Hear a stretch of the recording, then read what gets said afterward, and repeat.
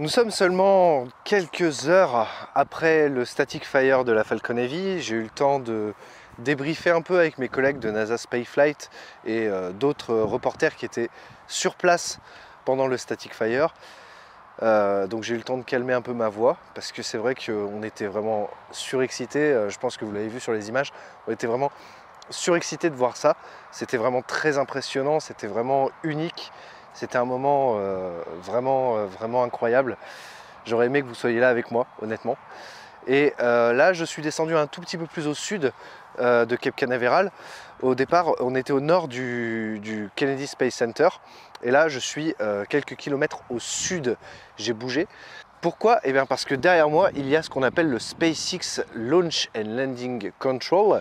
C'est le centre de contrôle de SpaceX et il se situe à Port Canaveral, juste collé à la base de l'Air Force de Cape Canaveral dans laquelle on ne peut pas entrer, mais ici on peut entrer. Il y a même un musée à côté du bâtiment de SpaceX, il y a un musée de l'Air Force et du spatial qui est, ma foi, je l'espère, enfin on m'a dit qu'il était intéressant, donc j'irai le voir un petit peu plus tard dans la semaine. Là j'ai pas eu le temps d'aller le voir malheureusement. Donc c'est de ce bâtiment que sont contrôlées les fusées au départ et au retour des premiers étages. Donc c'est vraiment un bâtiment très intéressant pour SpaceX. Malheureusement je ne peux pas y entrer, c'est un bâtiment privé de SpaceX et il faut des autorisations de SpaceX pour y pénétrer et je n'ai pas ces autorisations malheureusement. Mais c'est là que j'ai choisi de faire mon petit débriefing du static fire de la Falcon Heavy qui a eu lieu il y a quelques heures, plus au nord. Que dire? Que dire? On va commencer par le début. Alors on s'est retrouvé à 10 h du matin à Pananayanya Beach. J'ai toujours pas le nom, j'arrive toujours pas à le retenir, le nom de la plage, mais je vous l'ai écrit en bas de la vidéo. Et c'est de là qu'il y a une très belle vue sur le pad 39A. Donc on n'est pas à l'intérieur du Kennedy Space Center, on est encore dans un parc naturel si vous voulez, dans un refuge. Donc les règles ils sont quand même assez strictes, mais tout le monde peut potentiellement y accéder. Donc on y est allé, il n'y avait pas de souci, j'ai rejoint mes collègues de NASA Spaceflight, que vous avez vu dans la vidéo, qui ont préparé un matos qui était bien meilleur que le mien, et qui ont fait un périscope sur Twitter du static fire. Alors, le static fire, le tir statique si vous voulez, il avait lieu sur une fenêtre qui était comprise entre midi et 18 h. Alors, à midi, on a vu que rien ne se passait. En fait, normalement, pendant un static fire, il y a toute la phase où on remplit la fusée de carburant et on a ce qu'on appelle le venting, c'est-à-dire qu'on voit que la fusée est en train de fumer et on voyait que l'heure de midi approchait et que rien ne se passait. Donc on se disait, ok, ce ne sera pas pour midi pile, ce sera peut-être un petit peu plus tard. Ça n'a pas été très long en fait au final l'attente, puisqu'on a commencé à avoir le venting juste peu avant midi en fait, à peu près, peu avant midi. Et il faut savoir que si on commence à voir le venting, c'est que on est à peu près à 40 minutes avant le test de la fusée. Donc on était content et donc on a su à peu près, on a pu calculer que vers midi 30, il y aurait ce static fire. Et le static fire a eu lieu aux alentours de midi 30 comme prévu, je crois que c'était à midi 27. Et c'était impressionnant puisque nous on n'avait pas de compte à rebours, c'est-à-dire qu'on n'avait pas le moment exact quand la fusée allait s'activer. Donc on avait lancé nos caméras mais on ne savait pas quand ça allait arriver. On regardait, on attendait. Et puis d'un coup, un gros panache de fumée qui apparaît. Un très gros panache de fumée. Et d'un coup aussi, un gros boom. Mais vraiment, c'était pas progressif. C'est-à-dire qu'on n'a pas eu un son progressif du moteur qui s'allume progressivement. Non, là c'était tout d'un coup, bam, 100% à fond. Alors je ne sais pas si c'était vraiment le cas, je ne sais pas s'ils ont vraiment mis les 27 moteurs à fond d'un coup, mais nous c'est ce qu'on a entendu. Nous on a entendu comme si il y avait un avion qui passait le mur du son. C'était ce genre de bruit qu'on a entendu. Et puis ensuite, plusieurs petits claquements, plusieurs petites, comment dire, des petits craquements, des crackles. En fait, on a senti que les moteurs étaient en marche, on a senti que la fusée était en marche, et puis en même temps, on voyait ce gros panache de fumée qui était gigantesque. Et moi au début, vous avez pu voir sur la vidéo, au début, je zoomais beaucoup sur la fusée, me disant que voilà, j'allais avoir des beaux plans de la fusée en elle-même, mais j'ai très vite dézoomé parce que bah, on voyait que ce qui était intéressant aussi, c'était le panache de fumée qui sortait de ces 27 moteurs, de toute cette puissance délivrée. C'était très impressionnant, donc j'ai très vite dézoomé pour avoir une vue vraiment globale de la toute petite fusée et le gros panache de fumée qui allait avec. C'était, excusez-moi, c'était très impressionnant. Ça s'est terminé très rapidement puisque le static fire s'est arrêté aux environs de 12 secondes après l'allumage, hein, c'était prévu. C'était prévu que ça dure entre 10 et 15 secondes, ça a duré une douzaine de secondes facilement. Et ouais, c'était très court, mais très intense. Et nous, ça nous a paru très long. Mais pas très long parce qu'on s'embêtait, mais très long parce qu'on a pleinement savouré le moment en fait. On l'a vraiment pleinement savouré, on était tous prêts, on l'attendait. C'est arrivé presque au moment où on l'attendait, même si on n'avait encore une fois pas de compte à rebours. Et on a eu ce ressenti assez impressionnant de cette fusée qui est en vie et qui se déchaîne, toute la puissance qui se déchaîne pendant ces quelques secondes. Alors bien sûr, là actuellement, je ne pense pas que je verrai le décollage, puisque le décollage est prévu normalement pour début février. Ça se trouve, vous regardez cette vidéo, la fusée a déjà décollé. Malheureusement, c'est quelque chose que je ne peux pas faire. Je ne peux pas rester plus longtemps en Floride. Il va falloir que je parte dimanche soir, et dimanche soir ce sera fin janvier. Voilà, c'est comme ça, c'est le calendrier, on n'y peut rien. Mais soyez sûr que rien que ce Static Fire m'a donné envie de voir un lancement un jour, de voir un lancement de Falcon Heavy un jour, ou même de Falcon 9, ou même un lancement de n'importe quelle fusée. Mais je veux voir un lancement de fusée, parce que quand on voit la puissance qui est déchaînée, quand on ressent les vibrations du décollage, quand on ressent,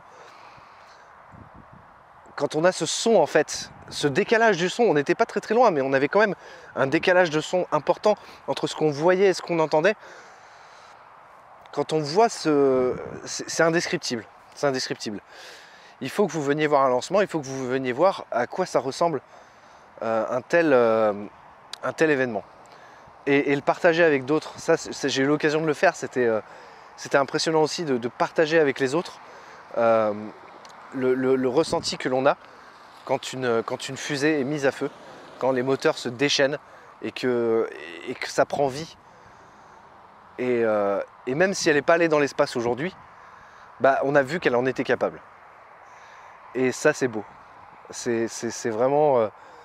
on voit cette pièce d'ingénierie qui a été construite par des milliers de personnes. C'est le travail de plein de gens qui se sont mis ensemble et qui ont travaillé ensemble pour pouvoir faire en sorte que ces 27 moteurs ensemble marchent et donnent quelque chose de cohérent. Comme si vous preniez plusieurs musiciens et puis il y avait les chefs d'orchestre. Ils sont plusieurs, hein, bien sûr, les chefs d'orchestre qui sont là, hein, les chefs d'orchestre qui sont juste derrière moi. Et qu'est-ce que vous voulez que je vous dise? Qu'est-ce que je voulais que j'ajoute? Qu'est-ce que vous voulez que j'ajoute? Il faut l'avoir vu pour le comprendre, je pense. Je ne l'avais pas compris avant de le voir ce matin. Mais maintenant que je l'ai vu, je commence à le comprendre. J'ai pas encore tout réalisé, j'ai pas encore regardé trop les images que j'ai prises. J'ai vu quelques images que j'ai prises. J'ai vu quelques images que d'autres ont prises. Mais ce que vous voyez pendant un live, vous savez les lives de SpaceX ou autres, de la NASA, d'un lancement, ou même d'un tir statique, les vidéos, ça vous donne 20% de ce que c'est vraiment. Seulement 20%. Parce que vous n'avez pas le décalage du son, parce que vous n'avez pas les vibrations, parce que vous n'avez pas, cette ambiance en fait. Vous êtes là, la fusée elle est devant vous, elle ne bouge pas, et puis d'un coup tout s'anime, et puis d'un coup tout se déchaîne. Vous n'avez pas cette sensation. Et il faut que vous l'ayez. On n'a pas beaucoup de chance en Europe parce qu'en Europe ça lance pas de fusée. En Europe on ne peut pas aller voir aussi facilement des lancements que les locaux ici en Floride. Mais il faut s'en donner les moyens. Il faut que vous veniez, que ce soit en Floride, en Guyane, à Baïkonour ou peu importe. Il faut que vous veniez dans ces endroits-là, dans les endroits où se fait le spatial, dans les endroits où vous pouvez voir vraiment une fusée partir. C'est indescriptible. c'est comme si elle était partie pour moi. Parce que je sais que je la reverrai pas et la prochaine fois que j'en entendrai parler, elle sera dans l'espace. Vous voyez? Et ouais, on s'approprie un peu en fait. On s'approprie un peu la fusée. On s'approprie un peu le moment. Pour chaque personne qui était là, c'était son propre moment. Vous voyez? Et les gens avec qui j'étais, bah, ils avaient déjà vu des lancements, ils en avaient déjà vu même plusieurs, ils avaient vu des lancements de navettes, ils avaient vu des lancements de Falcon 9, ils avaient déjà vu tout ça. Mais ils ont été tellement joyeux, ils se sont pris dans les bras, on s'est souri, on a rigolé, on a crié de joie, on a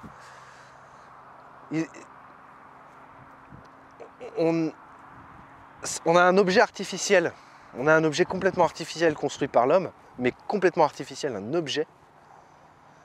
Et devant lui, on devient plus humain que jamais. Ça nous révèle en fait. Je sais pas quoi vous dire. Honnêtement, je sais pas comment j'ai beau y réfléchir quand je roule en voiture depuis le Static Fire, là, depuis que je roule en voiture là. J'ai beau y réfléchir, j'ai beau essayer de faire des phrases en fait, mais j'ai du mal. J'ai du mal à faire des phrases plus que d'habitude. D'habitude j'ai du mal à faire des phrases, mais là encore plus parce que c'est essayer de retranscrire un sentiment tellement fort à l'intérieur de soi. Je sais pas. Honnêtement, là je sais pas quoi ajouter. À part que j'aimerais bien être là pour le décollage de cette Falcon Heavy parce que voilà, comme je disais tout à l'heure, on se l'approprie un peu et je me dis que c'est un peu la mienne en fait. C'est un peu... je suis venu pour la Falcon Heavy. Je suis venu pour cette Falcon Heavy là, celle-là. Pas la prochaine, pas celle d'encore après. Je suis venu pour celle-là. Elle va partir sans moi. C'est pas un souci, hein, elle partira quand même. Hein. Enfin, Inch'Allah. Hein. Mais... Et voilà. Voir que... Enfin, à partir de maintenant, je vais me sentir un peu comme si c'était un enfant.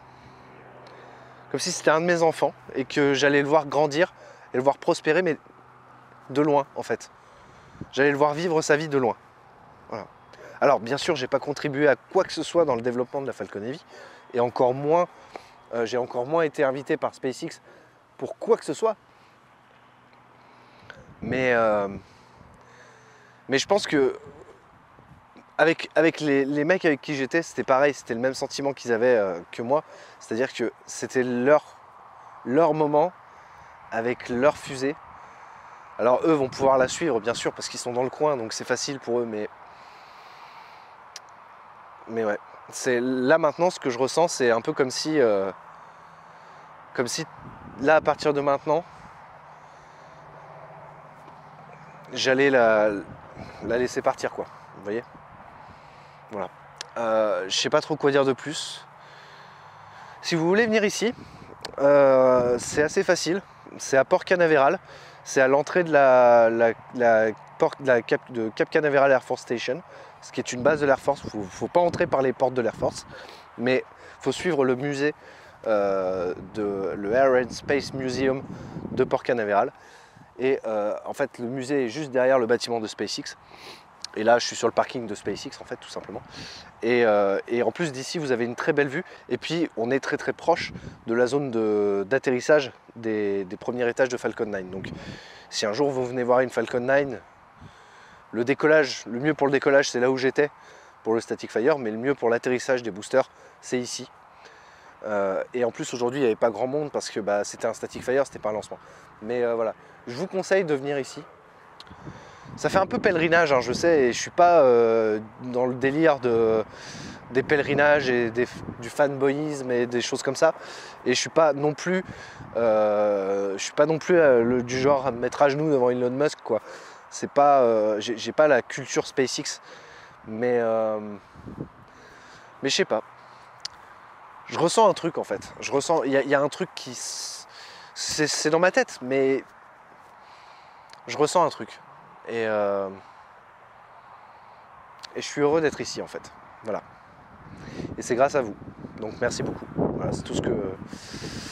Je pense que j'ai dit tout ce que j'avais à dire.